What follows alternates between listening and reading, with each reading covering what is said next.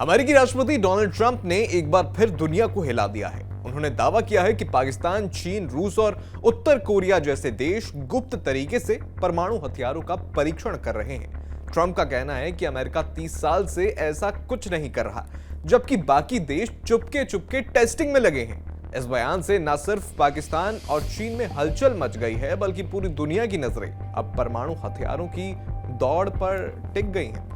पाकिस्तान की ओर से उनके दावे पर जवाब भी आया है, लेकिन पहले ट्रंप के बयान को समझ लीजिए।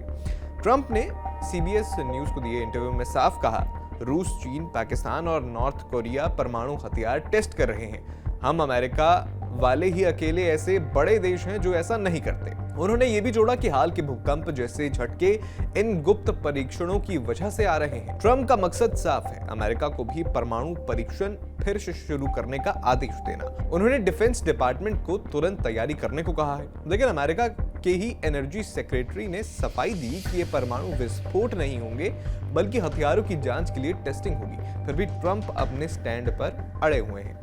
अब ट्रंप के दावे पर पाकिस्तान ने फौरन जवाब दिया। एक वरिष्ठ अधिकारी ने सीबीएस न्यूज से कहा, पाकिस्तान परमाणु परीक्षण फिर से शुरू करने वाला पहला देश नहीं बनेगा। हमने 1998 के बाद से एक तरफा रोक लगाई हुई है। उन्होंने जोर देकर कहा कि पाकिस्तान कभी पहला नहीं था और ना अब पहला बनेगा।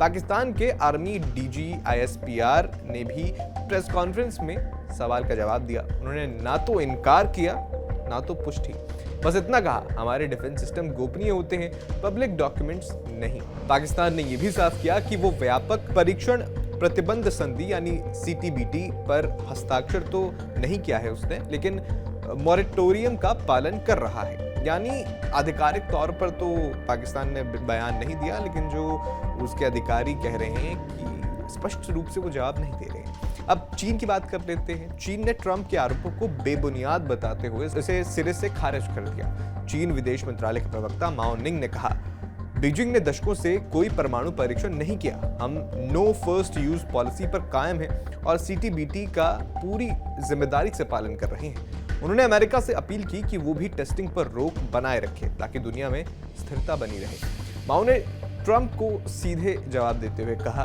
कि चीन एक जिम्मेदार परमाणु शक्ति है, हम शांतिपूर्ण विकास चाहते हैं। अब सोशल मीडिया पर ट्रंप के दावे वायरल हैं और इसको लेकर खूब बवाल मचा हुआ है। ट्रंप के बयान से न सिर्फ एशिया में तनाव बढ़ सकता है, बल्कि यूरोप और अमेरिका में भी बहस छिड़ गई है।